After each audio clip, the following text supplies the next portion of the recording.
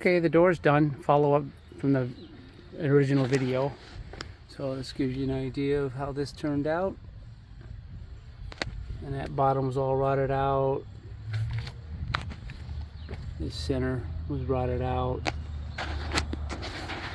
All of these moldings right here running up and down, I had to rip new ones in because they were all delaminated and rotted out. Same thing here, these are all new. This little piece right here and right here. And the door itself was in bad shape.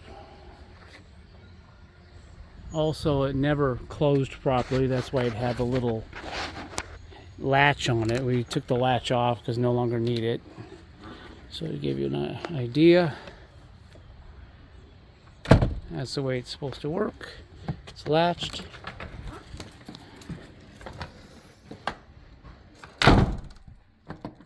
And the lock actually works like it's supposed to, so we no longer need the little hook.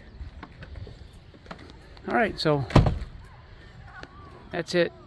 It's also got a new sweep on the bottom because the other one was all brittle and falling apart, so